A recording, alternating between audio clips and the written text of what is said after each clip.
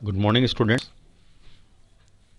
आज की इस क्लास में अपन कॉम्पटन के बारे में डिस्कस करेंगे। तो कॉम्पटन ने 1921 ग्रेफाइट परिदृश्य द्वारा किरणित एक्स किरण के स्पेक्ट्रम अध्ययन के दौरान यह ज्ञात किया कि प्रकिरणित एक्स किरण में दो घटक होते हैं। जो स्कैटर्ड एक्सरे होती है उसमें दो कंपोनेंट्स होते हैं। एक घटक में आपतित एक्स किरण के समान आवृत्ति की एक्स किरण होती है तथा दूसरे घटक में आपतित एक्स किरण की आवृत्ति से थोड़ा कम आवृत्ति की एक्स किरण होती है। अगर आवृत्ति कम है अर्थात तरंग दैर्घ्य थोड़ी उसकी ज़्यादा होगी। तो प्रायोगिक तौर पर प्रकिरणित एक्स किरण के दो घटकों के तरंग दैर्ध्यों का अंतर, जिसे अपन कॉम्पटन विस्थापन कहते हैं, तो आपतित एक्स किरण की ऊर्जा पर निर्भर नहीं करता बल्कि प्रकीर्णन कोण पर निर्भर करता है। इस प्रभाव को अपन कॉम्पटन प्रभाव कहते हैं। अब इसका अपन सिद्धांत देख लें।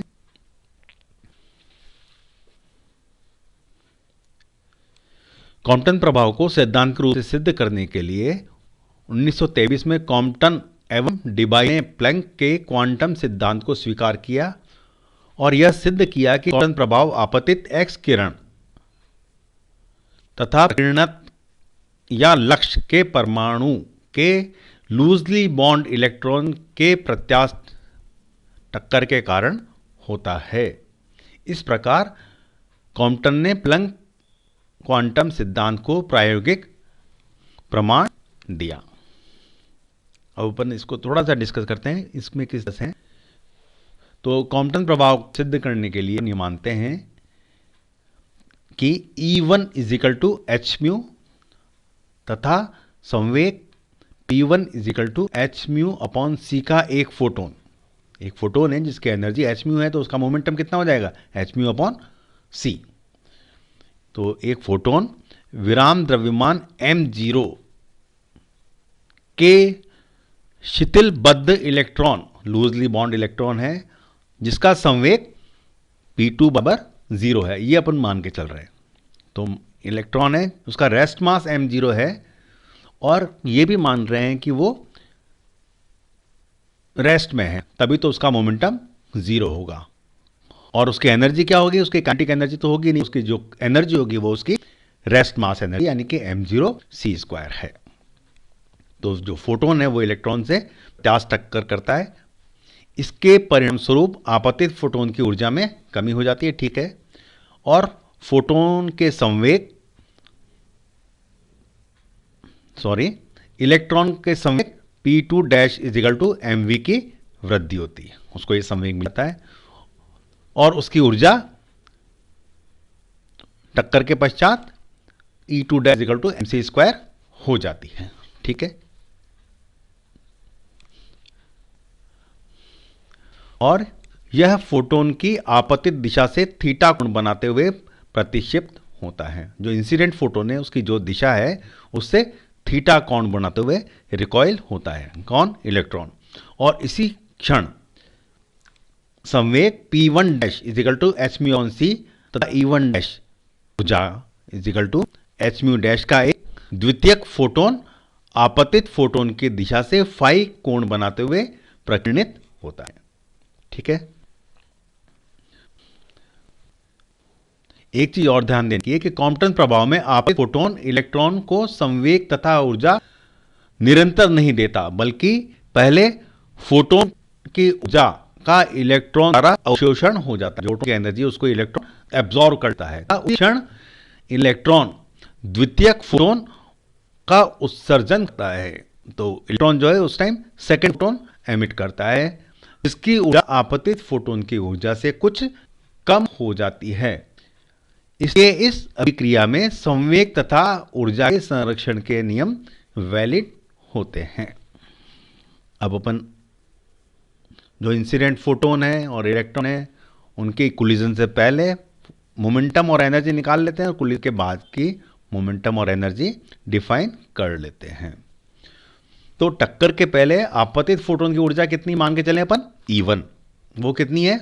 उसकी आवृत्ति कितनी है? म्यू। और H प्लैंक कांस्टेंट है तो E1 equals to h mu अपन लिख सकते हैं, पहली चीज। और आपतित फोटोन का संवेग P1 इजिकल टू एनर्जी को डिवाइड कर दो उसकी वेलोसिटी, तो एच म्यू अपॉन सी। दो चीजें अपन को पता लग गई। इसी तरह से लक्ष्य इलेक्ट्रॉन की विराम ऊर्जा, जो इलेक्ट्रॉन अपने लूजली बॉन्ड इलेक्ट्रॉन को जो शुरू में अपन ने कोलिजन से पहले रेस्ट में माया, उसकी एनर्जी कितनी होगी, E2 is equal to m0c²।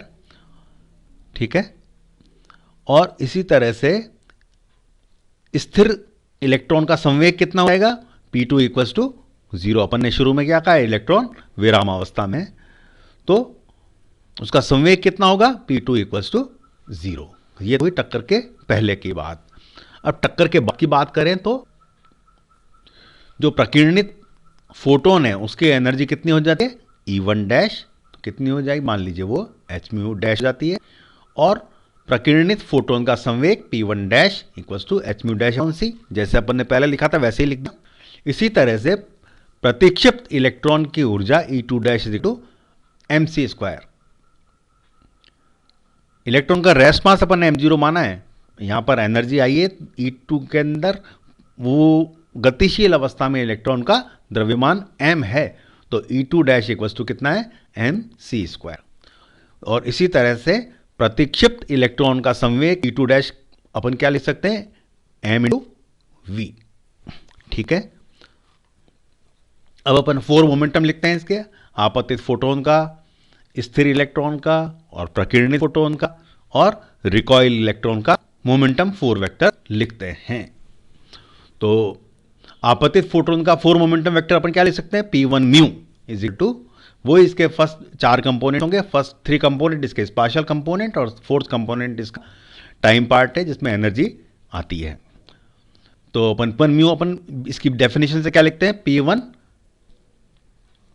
Comma iota E1 upon C. P1 के अंदर इसके मोमेंटम के तीनों कंपोनेंट छुपे हुए हैं और चौथा कंपोनेंट आयोटा E1 अपॉन सी के बराबर होगा। ठीक है। तो इसको अपन क्या लिख सकते हैं, अगर वैल्यू लिखते हैं तो इसको अपन ने P1 को एज इट इज का P1 और फोर्थ कंपोनेंट अपन ने E1 की वैल्यू रख दी, कितनी है E1 की वैल्यू, h म्यू, तो कितना होगा fourth component iota h mu upon c. इस तरह से अपन ने क्या किया, इंसिडेंट फोटोन का मोमेंटम 4 वेक्टर यहां पर लिख लिया। इसी तरह से स्थिर लक्ष्य इलेक्ट्रॉन का मोमेंटम 4 वेक्टर लिखते हैं, तो P2 म्यू कितना होगा, वही equal to P2 comma iota E2 upon C. P2 और E2 की वैल्यू रख दें, क्योंकि अब इलेक्ट्रॉन रेस्ट में P2 की वैल्यू अपन शुरू में ही बता दिया है 0 है, अपन ने लिख दिया 0। और फोर्थ कंपोनेंट है आयोटा E2 अपॉन सी, और E2 की वैल्यू कितनी है, आइए बताई थी, m0c²।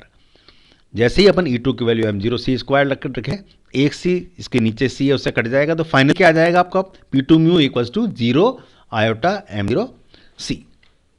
ये आपका P2 म्यू है। इसको अपन ने क्या लिखा, P2 फर्स्ट 3 कंपोनेंट और ये fourth component iota E2 upon सी। P2 की वैल्यू अपन ने 0 कर दी और आयोटा E2 अपॉन सी कितना आ गया, आयोटा m0c। इस तरह से अपन ने इस इलेक्ट्रॉन का मोमेंटम 4 वेक्टर लिख लिया। अपने पास 2 क्वांटिटी अपन को पता होगी। इसी तरह से अगर अपन प्रकीर्णित फोटोन का मोमेंटम 4 वेक्टर लिखते हैं अपन, तो क्या है, P1 म्यू डैश, वो क्या है, P1 dash first 3 component iota E dash upon c. Values लिख दी तो इजिकल टू कितना आ गया, ये वैल्यूज निकाल रहे हैं ये डेफिनेशन से, इनकी वैल्यू लिखी, इसकी वैल्यू अपन ने P1 डैश ही लिख ली और E1 की h म्यू डैश करते ही क्या आ गया, iota h mu dash upon c. तो इस तरह से अपन ने प्रकीर्णित फोटोन का मोमेंटम 4 वेक्टर लिया। इसी तरह से जो प्रत्यक्ष इलेक्ट्रॉन है उसका मोमेंटम 4 वेक्टर अगर अपन लिखना चाहें तो वो क्या है, P2 म्यू डैश अपन मान के चलें इजिकल two P dash first 3 component comma iota E2 dash upon सी। P2 डैश को अपन ने, इसको ये E2 डैश यहाँ पर ये गलत है, इसको अपन लिख रहे हैं, अपन इसी को लेके आगे कैलकुलेशन करेंगे, अगर जरूरत पड़ी तो अपन E2 डैश की वैल्यू आगे कैलकुलेशन में लिखेंगे, इसको कंसिडर नहीं करेंगे। मैं आपको डायग्राम बता देता हूँ किस तरह हो रहा है। मान लीजिए ये इंसिडेंट फोटोन है, दिशा में आया है, ये फोटोन आया, इसकी एनर्जी h म्यू है और मोमेंटम इसका h म्यू अपॉन सी। यहाँ पर ये लूज बॉन्ड इलेक्ट्रॉन है, इसको अपन स्थिर अवस्था में माना है, तो कोलिजन पहले ये रेस्ट में है तो इसका मोमेंटम ये 0 है और इसकी एनर्जी m0 ये तो कोलिजन के पहले। और कोलिजन के बाद में जो फोटोन है इंसिडेंट फोटोन की दिशा से फाई एंगल पर स्कैटर्ड हो जाता है और उसकी एनर्जी E1 डैश हो जाती है। E1 डैश कितनी है h म्यू डैश, उसका मोमेंटम P1 डैश हो जाता है, वो कितना h mu dash upon c। इस तरह से जो यहाँ पर इलेक्ट्रॉन था ये रिकॉयल होकर के इंसिडेंट फोटोन की दिशा से थीटा डिग्री पर रिकॉयल हो जाता है। इसका मोमेंटम मान लो कितना है P2 डैश और एनर्जी E2 डैश कितनी हो जाएगी इसकी E2 dash is equal to mc²। ये इसका डायग्राम है जो मैंने कॉन्स्टेंट्स आपको शुरू में बताए थे वो, और ये इसकी कैलकुलेशन है। तो अपन ने मोमेंटम 4 वेक्टर निकाल लिया इंसिडेंट फोटोन का, और जो स्थिर अवस्था में इलेक्ट्रॉन अपन ने माना है उसका मोमेंटम 4 वेक्टर पता है अपन को, P1 म्यू पता है, P2 म्यू पता है, और इसी तरह प्रकीर्णित फोटोन का momentum 4 vector P1 mu dash आपने निकाल लिए है और P2 म्यू डैश निकाल लिया। अब इस क्लास में अपन इतने लेंगे, इसके बाद वाली क्लास में अपन कंजर्वेशन ऑफ 4 मोमेंटम वेक्टर लगा के इसके आगे की कैलकुलेशन करेंगे। आज की क्लास के लिए इतना ही, इसको आप ध्यान रखिएगा। इसके आगे अपन नेक्स्ट क्लास में ले, इसको काम में ले हुए ही आगे चलेंगे। और